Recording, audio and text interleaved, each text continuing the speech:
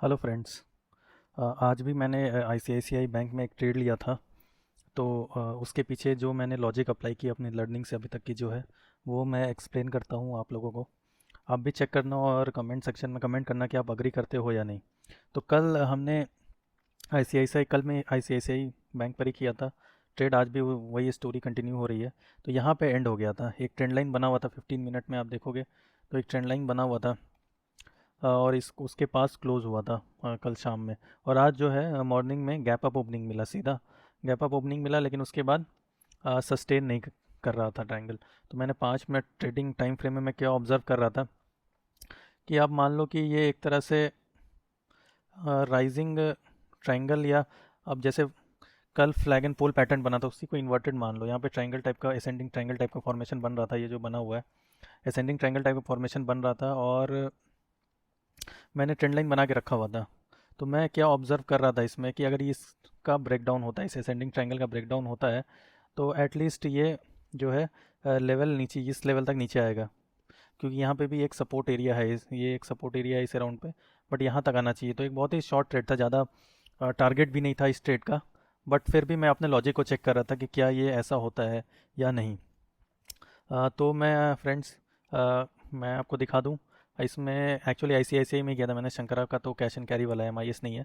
1242 के अराउंड मैंने शॉर्ट किया था। 1242 अब मान लोगे तो ये कैंडल पे अराउंड मैंने शॉर्ट किया था। 704.4 के अराउंड उसका प्राइस था, तब शॉर्ट किया था।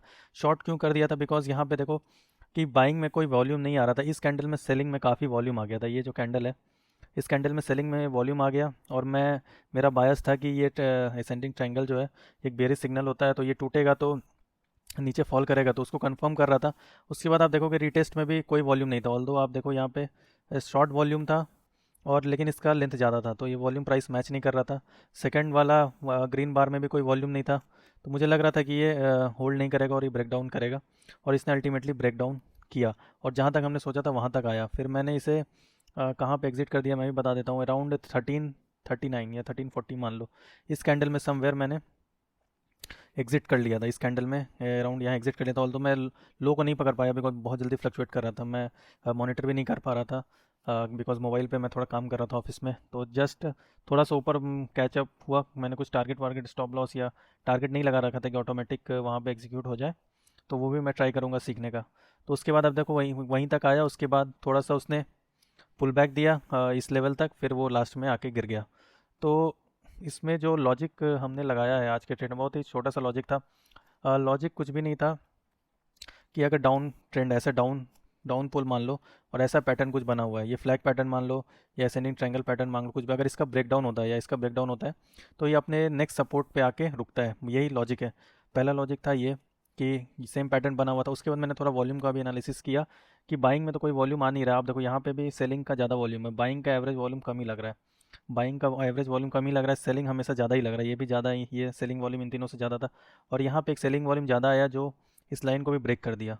उसके बाद जो ग्रीन कैंडल बने उसके बाद उसमें भी कोई वॉल्यूम नहीं था। तो मुझे लग गया था कि ये ब्रेकआउट हो जाएगा, सस्टेन करेगा और ये लेकर नीचे लेवल तक गिरेगा। उसके बाद यहाँ पे भी एक आया था वॉल्यूम बन के, तो ये भी इंक्रीज वॉल्यूम में था।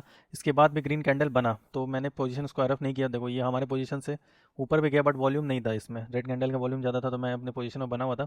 और उसके बाद उसने एक फॉल दे दिया। तो यही लॉजिक है। एक बार अगर बार रिप्ले, शायद इसमें एक फीचर है, अगर वो होता है तो वो भी मैं आपको दिखा देता हूँ।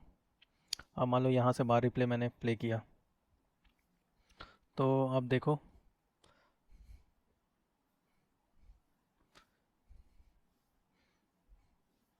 बार रिप्ले चल रहा है ऊपर। तो ये जब ब्रेकडाउन हुआ था, वॉल्यूम आ गया था, तो मैंने सोच लिया था कि थोड़ा सा ऊपर जाएगा तो मैं शॉर्ट जरूर करूँगा इसे, बिकॉज मुझे लग रहा था कि आ, ये लेवल टूटेगा। उसके बाद ग्रीन बार बना, बट उसमें कोई वॉल्यूम नहीं था, इसमें भी कोई वॉल्यूम नहीं था रिटेस्ट में। उसके बाद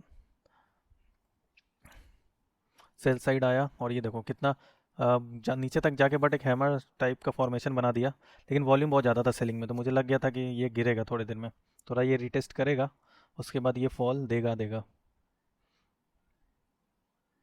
तो थोड़ा सा ग्रीन कैंडल बना, बट अभी ग्रीन कैंडल को ऑब्जर्व करो, वॉल्यूम कितना कम है और लेंथ कितना ज़्यादा है। तो एक वॉल्यूम प्राइस एनालिसिस में मैं एना कॉलिंग की बुक भी पढ़ रहा हूँ।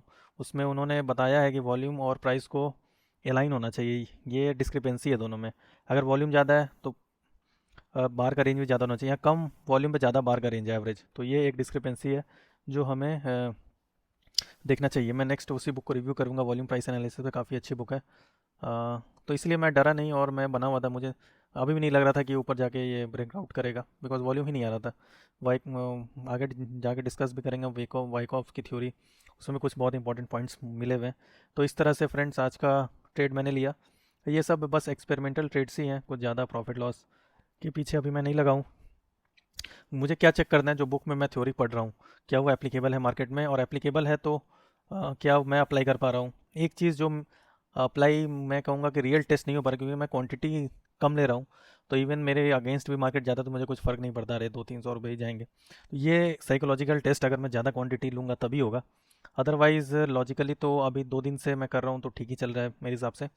अगर आपकी, देखो इसमें ICICI बैंक में 161 रुपीज़ का प्रॉफिट हुआ, 100 शेयर मैंने लिया था। तो आपकी तरफ से भी कोई सजेशन या कमेंट हो तो आप कमेंट सेक्शन में लिखो, और देखते हैं ICICI की स्टोरी कंटिन्यू करते हैं या किसी और स्टॉक पे ट्राई करते हैं नेक्स्ट टाइम। Thank you.